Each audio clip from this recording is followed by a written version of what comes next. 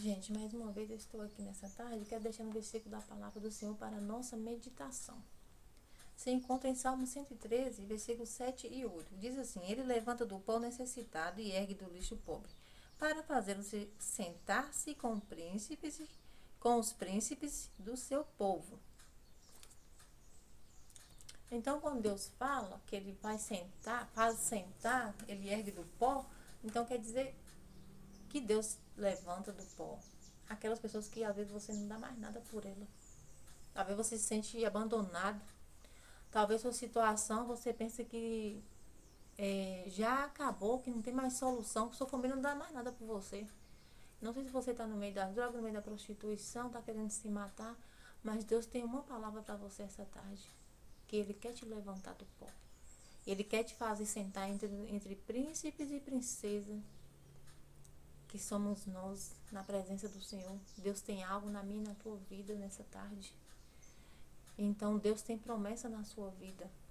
Não se desespere.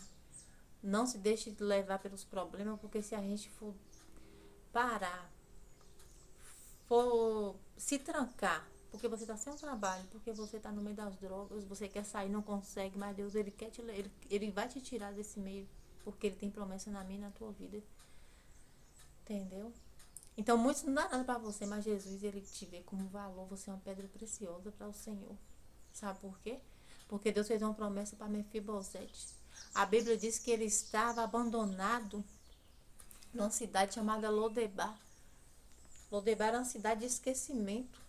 Era uma cidade pequena, ninguém dava nada por Mefibosete. Ele era aleijado dos pés, porque ele ficou aleijado porque teve uma guerra. Então ele, quando ele era criança, a babá deixou ele cair. Ele disse que a babá foi correr com ele, né, para tentar salvar a vida dele, porque a guerra foi tamanha, então morreu Saul, morreu o pai dele, que era Jonatas. E a Bíblia diz que através de um pacto que Davi fez com Jonatas, os dois eram muito amigos, muito mesmo. Amigo demais, demais, demais, um amava o outro, era amizade verdadeira. Então fez uma promessa para o outro, né, que ajudaria alguém da família dele, ou filho, ou neto, né, se caso um morresse, né, um cuidava do outro. Foi muito lindo, né? Era uma química muito forte, era uma amizade verdadeira, gente. Que hoje em dia tá difícil, viu? Um amigo da gente é Jesus. É difícil hoje a gente ter um amigo de verdade. Esse versículo sobre a história de Mefibosete está em 2 Samuel 9.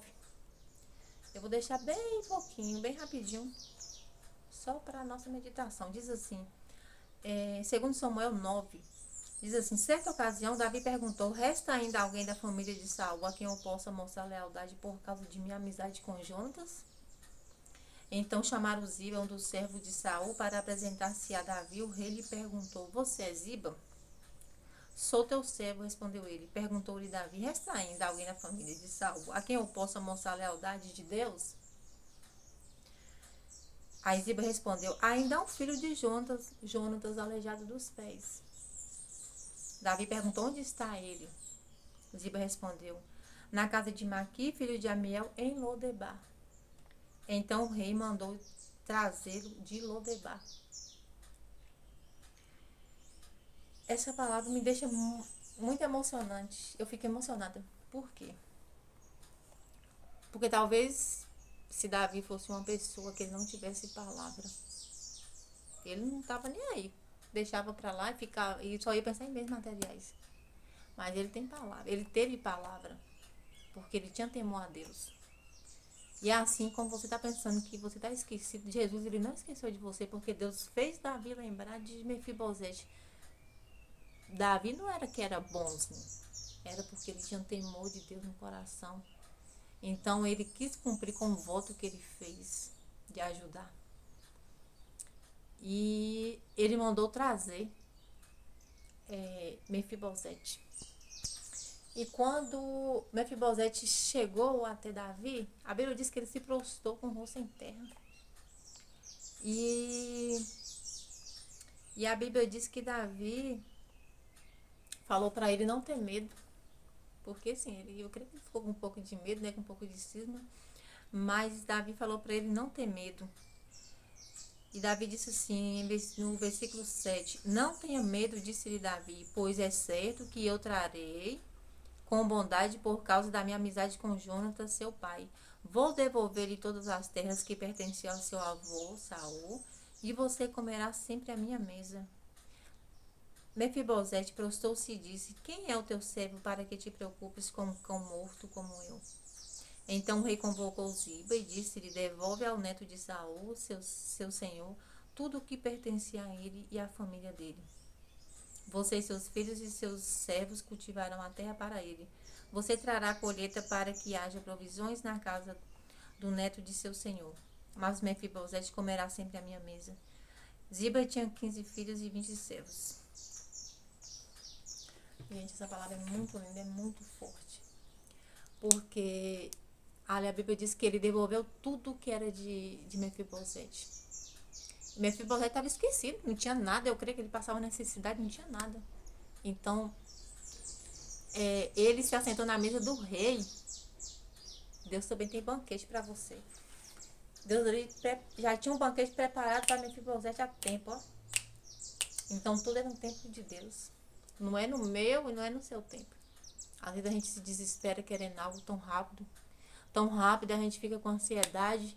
E a gente passa por prova e a gente quer brigar e a gente quer contender com Deus. E não é assim, não. Porque o dono do tempo não sou eu, não sou você. Não é nem o relógio, é Deus. Amém? Espera no Senhor. E grandes coisas Ele fará. Assim como Ele foi naquela terra, permitiu que Davi fosse naquela terra do esquecimento. E chamou ali aquele homem ali que estava esquecido, estava jogado, humilhado, não sei como estava a situação dele, mas não estava boa. E ali Deus prometeu e Deus cumpriu. E ali Deus fez ele se assentar na mesa do rei, gente. Uma pessoa que não tinha nada, já estava esquecido, estava